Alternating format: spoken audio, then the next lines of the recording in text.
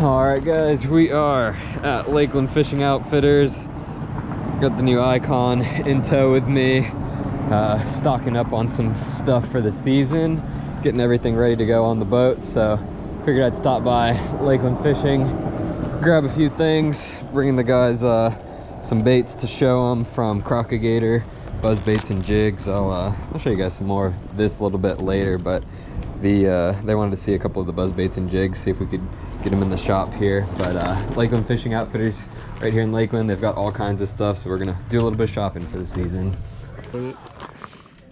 This is like their main thing, their buzz baits. All right, let's see what we need. Definitely some jackhammers. Grab some for Toyota series on Okeechobee, and just throughout the course of the season. Let's see what color we're gonna go with. Do a couple of gold shiners for Okeechobee. Let's do 3 of those. And then I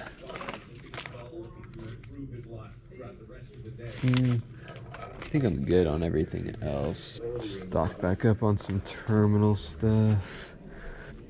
4-aught HD worm. This is pretty much what I use for Carolina rigging most of the time, is these Trokar HDs.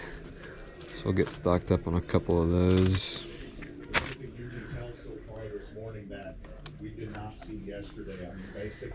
BKK flipping hooks. I really like these guys for punching. They've been really good. That's what I won Potomac on, was one of these BKK hooks on the Bandito bug. Do some cover shots. This is what I like to drop shot with.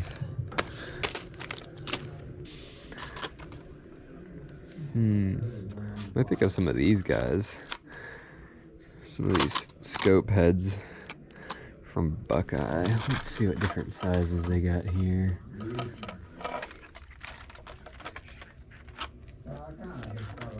Let's do half. We'll do a half and a 3/16. We gotta do some big easies for Okeechobee.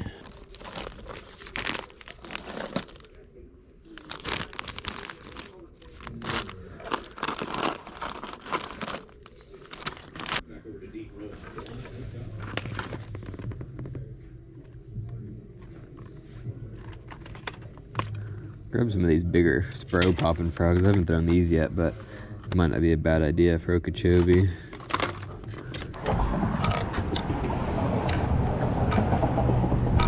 Alright, shopping done. Picked up a new net too. It's always good to have a nice little collapsible net I can just throw in the boat. Alright guys, excuse the mess. I am in full tackle organization preparation mode for the season. Getting into crunch time now. I leave in less than a week for the first event of the season on Lake Okeechobee.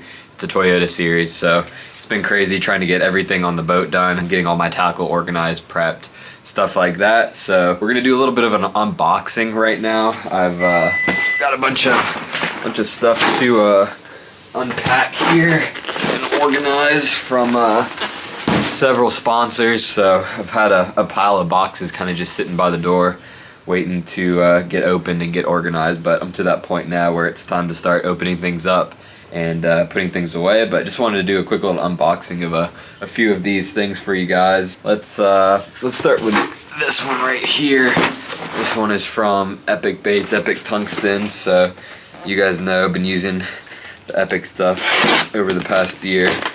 They have been one of my favorite companies to work with, and they make some really good products. So all the tungsten that I use over the course of the season, all the punching weights, flipping weights, drop shot weights, everything like that comes from Epic Tungsten. So they sent me a couple of different things to restock. I still had a decent supply of tungsten actually from last season, so I don't really break off all that much tungsten, especially like the flipping stuff. Like you really hardly ever break off on that, so it lasts for a decent bit. But here's some beads from Epic Tungsten.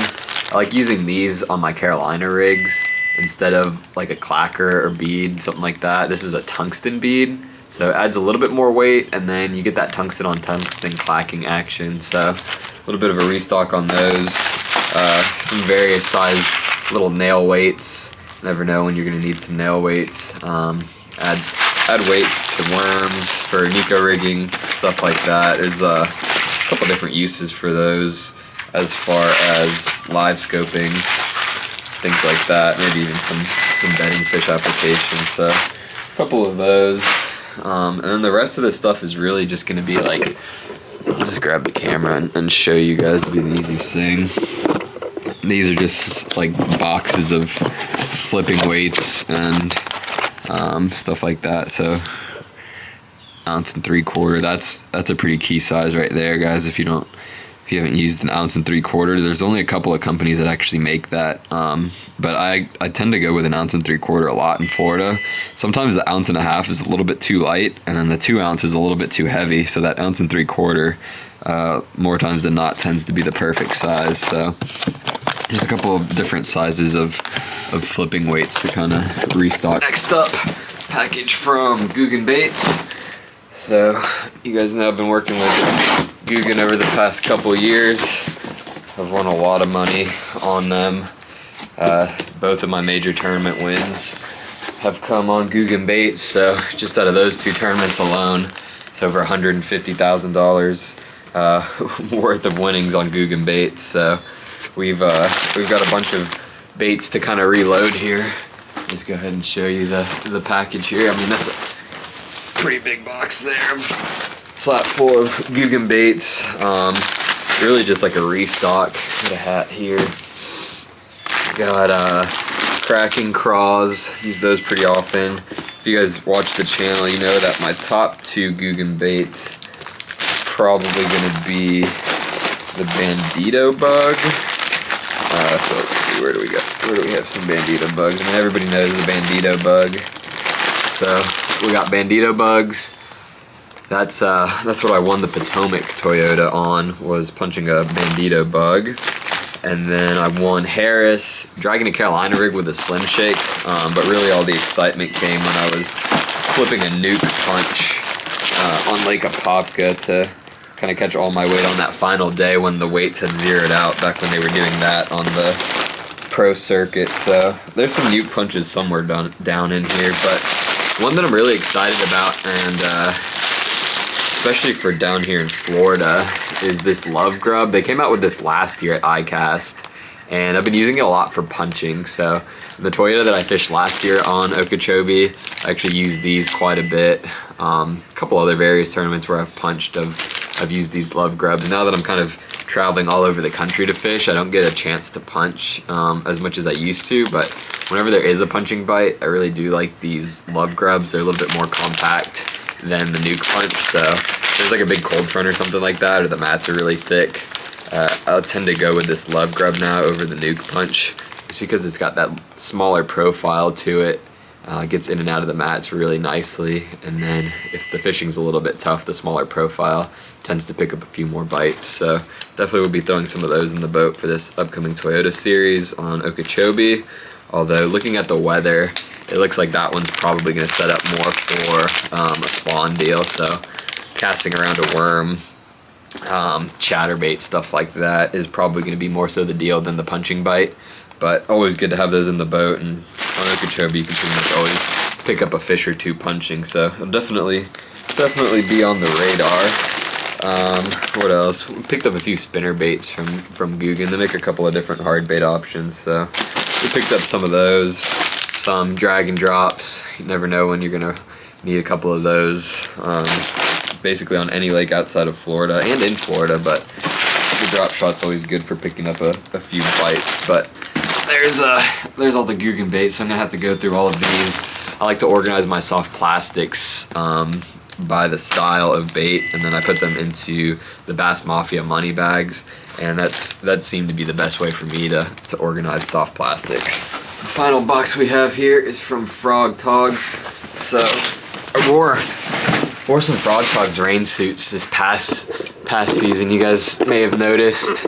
Wasn't sponsored by them, but I really like the suits, and this year started working with them. Sorry, adjusting the camera angle.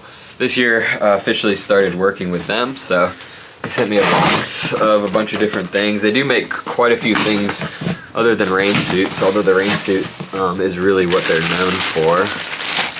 So let's see what we got here. So they make some boat shoes, which are pretty cool. These are like little boat tennis shoes. A couple of beanies.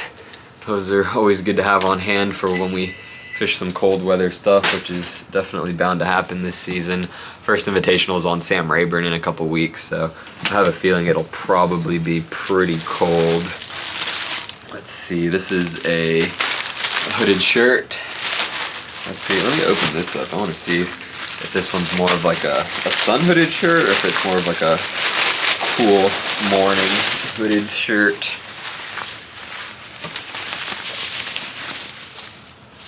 Okay, so this one is it's like a light jacket. So it's a little bit lighter than like your typical hoodie. Like this Power Pole hoodie is just like your standard, just kind of drawstring hoodie. This one's gonna be like a little bit lighter weight than that. So first thing in the morning, this is gonna be good. So when it's not really cold, but it's not necessarily hot, you guys know what I'm talking about, that kind of first thing in the morning. That's kind of a good one, probably maybe for that first run in the morning. So that's cool. We got a couple of hats. I literally have probably hundreds of hats from all the companies that I work with and have worked with over the years. All right, and then we're getting into our rain suits. This is the FTX Elite. This one is just in black. So I wore the FTX Elite last year and really liked it. It was very waterproof. That's always really the biggest key with a rain suit. You don't want them to leak. And then I wore this one quite a bit too. This one is the FTX Armor. This one's the Cryptek pattern. So I like this one because it kind of matches my boat wrap and my jersey. A couple other various jackets down in here. Got the matching bibs and stuff like that to all of them. And then they make some cool tackle storage stuff as well. So this is like a box for 3,700 planos, and then you can pretty much throw whatever you want in there. But as much tackle as I have and kind of tote around in my truck all over the country, I figured it might not be a bad idea to have a couple extra bags and boxes to store stuff in. So what's this one? Here's another bag too. This one's like, I guess this one's made for hunting. I haven't really gotten into hunting. I've killed one deer, but I figured I could probably use this one again, just kind of for toting around some tackle. And then if I ever do get into deer hunting or hunting in general, might not be a bad bag to kind of store stuff in. So, but now the fun begins. Organizing all of this stuff, all the tackle that I just picked up from Lakeland Fishing Outfitters, Guggen baits. I've got a bunch of new Bass Mafia gear that's in my boat right now that I'll start to kind of organize all of this stuff in. And then we've got one more package on the way, should be here tomorrow, that I'll do an unboxing on. This one is going to be a really big surprise, and I don't think you guys will see this one coming. So looking forward to that package arriving, and we'll get back to you when it does and do an unboxing on it. All right guys, well, pretty big announcement on this one. We got a new box of rods that I just brought in from the front door. A whole bunch of them. I think there's 30 rods in here. We're gonna open them up and see what they are. I think this might surprise a few of you guys.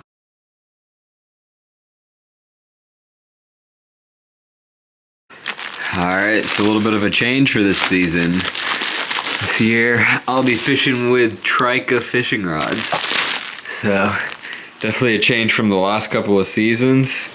Been using 13s, but that's ended, and so got an opportunity to work with these guys, TRIKA, and super quality rods. They are made in the USA, super lightweight, high-end rods. We'll go into a little bit more detail on them when we get out on the water with them, but for now I'll be unboxing and unpackaging. I think there's 30 rods total in this box to kind of get me started on all the different models that they make, but we'll be putting them to the test throughout the year. But they sent me some before I signed on with them to let me fish with them and give them the green light before we went ahead and did anything. And these rods are super high quality, guys. I'll have to use them to kind of figure out what actions and everything like that that I actually like for different techniques, and I'll let you guys know on those. But I'm not sure if you guys have seen them. They've been on social media doing a lot of advertisement. A couple of people have seen them, but a pretty new rod company and super high quality. The designers have been in the industry for a long time, so they knew what they were doing designing these rods. Looking forward to using them, seeing what we can do with them. So let's open these guys up. There's all of them right there. Got them all unpacked. They were packed really good. Took me about 20 or 30 minutes probably to get all of them unpacked, but that's good. You don't want any of them breaking or getting any kind of imperfections in them in shipping. So shout out to the guys at TRIKA for packing them up all nice and neat for me. And those are the rods. They're pretty sweet looking. This is the 6X model, which is their higher end model. It's got that kind of like full grip to it, but it does taper down in the middle. So in your hand, it would almost feel like a split grip. And then this is the 3X, which actually does have the split grip. They have two models out right now, the 3X and the 6X. And I'll get into it a little bit more on the differences, but the 3X is their $199 rod, and then the 6X is their $299 rod. So both of them have a bunch of actions. As you can see, I'll primarily be fishing these 6Xs, but I'm gonna be mixing in a few of the 3Xs as well. There was a 7.3 heavy 3X that I got here that actually felt really good. So sometimes it doesn't really matter how much the rod costs. Sometimes you just find certain actions that just work for a certain style of fishing. As long as it's a high quality rod, sometimes you can actually get away with a little bit less of a price point on a rod depending on what type of baits you're throwing. Obviously the more expensive a rod is, the more quality components it's going to have and stuff like that, but the actions will vary from blank to blank. So gonna play around with them, kind of see what I like for each style of fishing. But there's a first look at them. TRIKA rods, they're pretty sweet. All right guys, picking up the boat from the wrap shop, Blackjack Media Group here in Hudson, Florida. They did another incredible job wrapping the boat. There she is. Went with pretty much the same design as last year, but a couple new logos on there, so they did a really good job on that this year. Came out sweet. And then we kept the same truck design too, just put a couple overlays on it, but didn't rewrap the entire truck. So we got the iKon logo on there. Up front we got the new TRIKA logo, but everything else is the same. So that's the rig for the year. Super clean, one of a kind wrap. Nobody else is really running a wrap that looks similar on any of the tours, so really happy with the way that it came out, and I've gotten so many compliments on it over the past year that we had to just keep the same design going for this year. We just finished up completely rigging out the new iKon, just got it wrapped and got all the graphs and everything like that just put onto the boat. So we're gonna do a little tour of how everything turned out. Start off at the front here. As you guys saw before, we've got the Power Pole Move trolling motor. So now we've got it all rigged out. We've got the Humminbird 360 mounted to it, and then we've got our Garmin live scope transducer up here. So there's the full setup. Get up in here. So that's how we ended up running the 360 right up the live scope went right up the 360 right here, and then we routed all the wires back into here. We've got the same graph set up from last year's boat, Humminbird Solix 15 with the Garmin 1222. And then those are mounted to a BBT mount. So rock solid there, nothing moving around. There's like 8 or 10 bolts that go right through there. So that is not going anywhere. And then we've got it kind of just run through here. Here, I'll show you guys the locker. So we've got our live scope box right there. And then all of the wires are just routed up to the front there, through under here. And then this is where we ended up mounting our Humminbird Ethernet box down here. So out of the way of everything, easy access, was easily able to get right up here to the console. And then at the console again, same graph setup from last year's rig, 2 Humminbird Solix 10s. Those are also on BBT mounts. So sturdy mounts right there, not gonna come off in rough water or anything like that. So we replaced the factory panel with the BBT mounts, and then we ran it all the way back. And then We'll take a quick look at the battery setup back here. We got the power pull charge. We've got 2 Monster Marine lithiums. These are each 120 amp, 1300 cranking amps, and those are run together. So we've got 240 amps total of power. So those are running the graphs and then everything else in the boat. So plenty of power to run all day, to run all 4 graphs without having to turn them off. And then other side, to power up the trolling motor. We've got 265 amp, 36 volts from Monster Marine. So that's what, 130 amps worth of power for all day. Last year I ran dual 40s and never ran out of power. We upped the power, so definitely not going to run low on power this year, even if we don't get a full charge on the boat throughout the night. So there's the setup on the new iKon. We got some of the carpet decals up here too. Oh, this is a cool little thing that boat outfitters put on the boat. A line spooler, and then they also put this cool catch commander holder, so I'll link those down below too. This is pretty cool. It just kind of holds the catch commander in place there. So cool little things from boat outfitters here. But there we go. Very new iKon boat. Now it's just time to get it out on the water. Alright guys, I have been rigging up the boat, rigging up tackle, unboxing all kinds of stuff for the last 2 days, but I leave tomorrow for Lake Okeechobee for the first event of the season, so we're definitely cutting it close as far as getting the boat rigged out, getting all the tackle ready, stuff like that, but we got it all done, we got it under control, just got to rig up a few more rods and we're heading out tomorrow, but I need to get into fishing mode, so what we're going to do now is take a quick look at the Deep Dive app. Really what I'm going to be looking for on the app is the weather patterns for the next couple days leading up into the tournament. Take a look at the wind, the moon, the temperatures. It does give us some bait suggestions, but I've been pretty successful in Okeechobee in the past. Had some good success in tournaments. I pretty much know what baits I need to be throwing on Lake Okeechobee, but we'll take a look at the suggestions and kind of see if they match up. So let's open up this app. I'm going to throw up a recording up here so you guys can see what I'm looking at. Alright, so we've got the Deep Dive app opened, Lake Okeechobee. Today is January 20th, it's a Saturday. The tournament will start on January 25th, this coming up Thursday. So let's take a look at the weather. So we'll look at the temperature, the moon, and the wind. So those are going to be the 3 major things that I'm going to be taking a look at leading up into the tournament. So we're looking at today, the temperature currently right now is 57 degrees. That's pretty chilly for South Florida. We did have a bit of a cold front come through overnight. So it looks like at Okeechobee it got down to about 56 degrees, which isn't too bad. Here in Tampa it got into the 40s. But as we take a look into tomorrow, Sunday, it looks like it gets down to about 50 degrees. So that does have somewhat of an effect on the fish. 50 degrees is pretty cold for these Florida fish. But what we're going to look at is the next few days, what that temperature is doing. So here we go to Monday. It looks like it's starting to stabilize, 62 up to about 67. We go into Tuesday.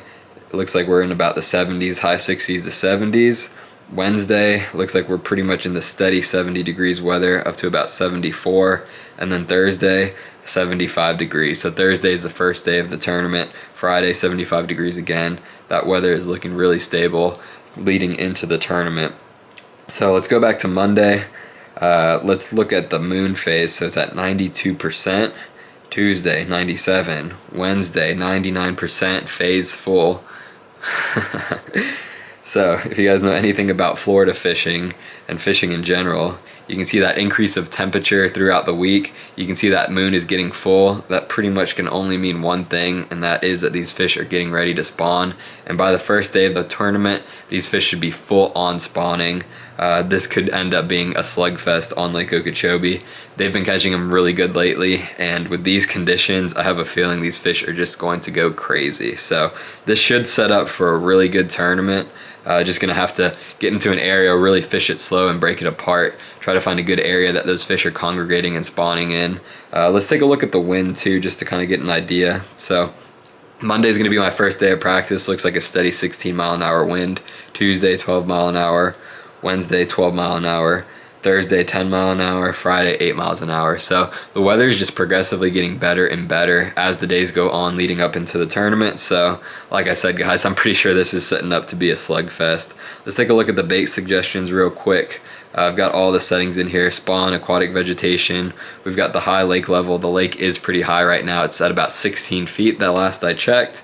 And then we put wind protected just because most of these areas are going to be wind protected since the fish are pushing so far back to spawn and the lake is high. So it's showing us creature bait, stick worm, flipping jig, wacky rig worm, swim jig, jerk bait, top water, buzz bait, bladed jig, top water, popper. So I mean, you can pretty much get away with throwing just about anything when these fish are spawning and really biting. Kind of just pick your strength and go at it. They're pretty much going to be chewing, I have a feeling, all tournament long. So best advice I have is just to get into an area, pick it apart, fish your strengths. Obviously there's going to be certain baits that work really good around the spawn: bladed jig, pitching soft plastics around isolated cover, swim jigs just to kind of cover water. So those are going to be the basis for Lake Okeechobee in general, and then definitely especially around the spawn. So just a quick little look at the Deep Dive app. They have a free version that you guys can download. I'll link below, and then they also have a paid version that gives you access to a little bit more info. So it's really good to kind of just hop on there before the tournament, during practice days, and sometimes even during the tournament, depending what data you're looking for.